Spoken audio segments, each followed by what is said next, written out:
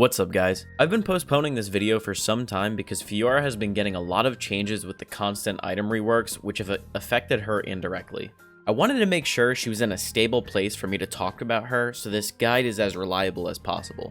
Obviously, there will be a lot of information that will have changed after the release of this video, so make sure to subscribe for more updates and check out my Mobifier guide. The link will be in the description and I update it every week, so make sure to go check it out. So, Fiora this season is not the super life-stealing monster that she was last season that could tank 20 turret shots while one-shotting everything in her path.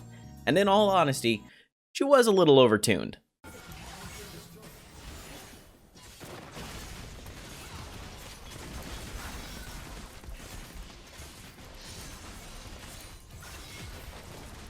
Why does this work? Wait, I've never done this before. Yo, what the fuck? Yo, Fiora is broken. Wait, what the fuck? So in this video, we will cover Fiora's current state in League of Legends, as well as how to play her to her highest potential. In order to do that, I'm going to break this guide into 5 parts. They're going to be timestamped, so you can just skip to the part you would like to see. For some of the more experienced duelists, you might want to skip to the combos or runes section, as I will explain some of the basics of Fiora's kit, just for those new Fiora players. So, Fiora's kit is built around her vitals and positioning. Hitting Fiora's vitals gives you increased movement speed as well as a chunk of HP based on your level. The damage you deal is based on your enemy's percent health and it is dealt as true damage. In most scenarios, you will be looking to kite your enemy using the movement speed to stick to them and reposition for the next upcoming vital. You can tell where the next vital is based on the previous vital and where you hit it. This is going to get a little bit confusing, so I'm going to try my best to explain it as simply as possible. The way that vitals work is if we split them into 2 sections along the river. For example, say you have a vital facing south. The next vital will either appear north or east. It cannot appear west because the previous vital was already on that side. This applies to the other side as well, so if there is a vital on the east, it can only appear south or west and not north. This can help you to get your movement ready for the next vital with your increased movement speed to make sure you deal the most damage while also kiting with the opponent. Fiora's Q is on a short dash that applies an on-hit attack. This is helpful for getting vitals that you cannot normally reach while walking. This can also be used as a part of an auto cancel, which if you don't know what that is, we will cover that in the next section. Fiora's Q is on a lower cooldown as the game goes on, so it is also helpful to maneuver around the map. You could Q over many walls on Summoner's Rift, as you can see on this map here. If you guys would like to see this map in the future, you can also find this on the guide that I made on Mobifier. Fiora's W is the most important ability in Fiora's kit, as it allows her to slow or stun an opponent for 2 seconds, depending on whether Fiora got CC'd during the W or not, while also negating any damage that isn't from a turret. It is on a fairly high cooldown, so using it incorrectly can result in your death. It is really strong in the early levels as it slows your opponent, deals magic damage, and lowers your opponent's attack speed. Since this ability is really strong, in some cases it is more of a threat to hold onto this ability rather than using it, as it gives an opportunity for your opponent to engage on you or for an enemy jungler to gank, so use it wisely. Fiora's E is fairly straightforward as it applies a small slow to her first auto attack, and the second auto attack is a guaranteed crit. This ability is mainly used to win short trades and get a little more damage out and can be used to auto reset as well as the Q ability. Now I mentioned these terms auto reset, and basically what they are is that you auto attack and then use your ability in order to get the damage out immediately rather than waiting for the next auto attack. So for example, you would auto E Q, and doing that in a quick motion successfully one after another, you would be doing the most damage output that you potentially can in that amount of time.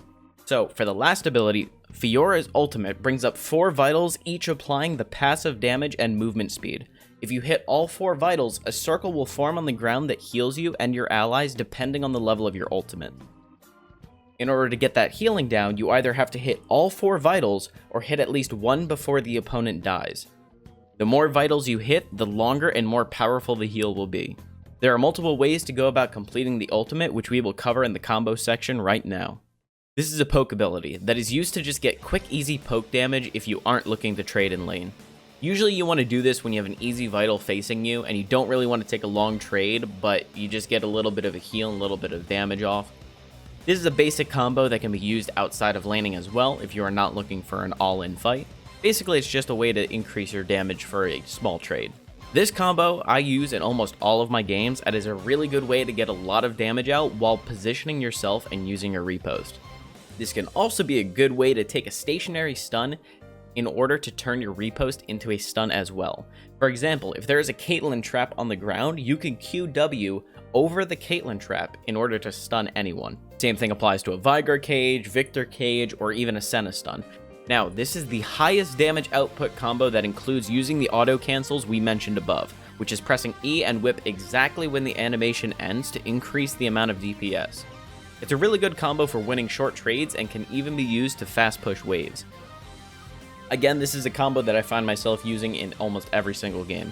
Sometimes you'll need to hit one vital that is out of range in a tight situation where you cannot reach it or your Q is on cooldown, so all you have to do is right-click your opponent, and before your auto attack hits your target, flash to the side where the vital is facing in order to pop it.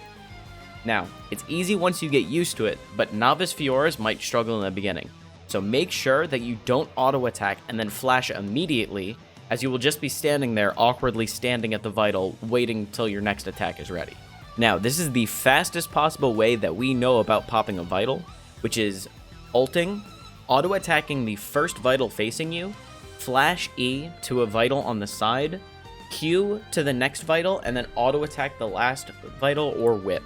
Make sure that when you do this that the enemy does not have time to either flash or evade you, as you might waste your flash doing this because you need to pop the second vital. This also takes some practice, so before doing it in a game, I would hop into the practice tool to perfect this combo. Again, this is a good combo to know, but it's more situational than the others mentioned above. Now, this is a standard way of starting your ultimate in a less risky way, as if you ult W at the exact same time, you will hit the first vital facing you, while also applying your slow to the opponent, making it easier to finish hitting the rest of the vitals. Make sure that you hit your R key slightly faster than your W key, as your ultimate will not go down if you have already started your repost animation. That being said, that's the most combos that you're probably going to be using, so let's get into runes. Now, the runes have been off and on topics for Fiora this season, as most seasons she went for a more aggressive scaling option. You could still go with this playstyle with taking sorcery secondary, but it honestly feels too greedy in the current meta, and it will definitely make your laning phase a lot harder. Aside from that, most of the runes are the same except for switching out Presence of Mind, since it no longer stacks mana, and switching that to Overheal. Triumph is underwhelming, as you don't really get as consistent value from it as you do with Overheal, and Presence of Mind no longer gives Fiora mana. So the only way you get mana now is through attacking the enemy, which doesn't help when you're split pushing in the side lanes, so it's kinda useless. An easy solution if you are having mana problems is to buy tier and sit on it or sell it later if you don't really want to get mana immune. If you do sell tier, you only lose 120 gold, so it's honestly kind of worth it, and many other champions find themselves doing this as well. As for secondaries, Resolve feels the most comfortable with Second Wind and Revitalize. This helps Fiora significantly in laning phase, especially since she doesn't have the best lifesteal in the beginning of the game as she used to in previous seasons. I prefer Second Wind over Bone Plating, as it helps with overall sustain in lane, while a smart enemy will just poke you to get Bone Plating down and then all-in you shortly after. But honestly, that comes up to preference. The next secondary option is Domination, which takes an aggressive playstyle like Aatrox or Yasuo. Personally, I'm not a fan of this rune option, as it makes an enemy buying Bramble against you much more punishing as opposed to the Resolve option, but this is still viable to a lot of players' playstyles. The third rune setup will consist of running Grasp. This makes your laning phase really strong while giving you good sustain. Your Q pokes on vitals proc the Grasp, which does a good chunk of damage, all while healing you significantly. I will mention that Conquer does scale much better than Grasp, so take that with a grain of salt when going into your games. Usually when I go Grasp, I take Divine Sunderer, as it synergizes really well and keeps you healthy while also dealing a ton of damage. The secondary runes will be Tenacity or Alacrity and Last Stand, which are all common for Fiora. Now, for the fun part of the guide. I already know that the comment section is going to be filled with people telling me about the insane new item combo of taking Night Harvester and Essence Reaver and being able to nuke the entire map. But I'm only going to say what is the most optimal builds for Fiora in the current state, to always get a better chance of you succeeding. So, the first thing we're going to start off with is boots. You're either going to be taking Plated Steel Caps or Merc Treads. You will want to take plated steel caps when you're going into strong AD opponents in team fights, or if you plan to split, then look at your laner and your jungle output damage. If you need magic resist and tenacity, then take merc treads. Keep in mind, the tenacity is not going to change a game for you if the enemy team has 9 forms of CC to lock you down. So make sure you choose wisely if the tenacity will save your life or not. For mythics, starting with Stridebreaker, it gives a lot of good stats, and the control of mobility over your opponents is insane. There is no other mythic that feels as good as Stridebreaker in my opinion, but we'll get into the other options shortly. As for the build path, with most of Fiora's builds, not only Stridebreaker, you are going to build Vampiric Scepter first, then finish your mythic. It gives the most lifesteal currently for the early levels, which helps with sustain in lane. You could still finish Ravenous Hydra first, but personally I like to postpone getting time at so I can have more control of the wave in my lane. After finishing your mythic, you will want to finish Ravenous Hydra so you can have faster pushing power. Usually at this point in the game you will want to roam out of lane. After those 2 core items, you will most likely want to take Steric's Gauge. Although this item was also nerfed, the stats are still really good, plus the extra HP is really good in tight situations. Now the 2 items I've been switching off and on are Death's Dance for strong AD enemy comms, or full AD comms. And for mixed damage, I've been taking Gargoyle's Stone Plate. This item is very underrated with the stat, and it is very strong for mixed damage from AD and AP. Other optimal items would be Spirit's Visage and Guardian's Angel, which are all old favorites of Fiora. Spirit Visage buff on healing feels nice while also building magic resist, and Guardian's Angel gives more AD with a second life later in the game, which can be crucial in team fights if you misplay. Another notable item to mention is Manamune. This item has been good and bad this season due to tinkering with the shock damage and other stats, but considering Fiora's current state, this gives a lot of extra AD that will allow you to shred your opponents.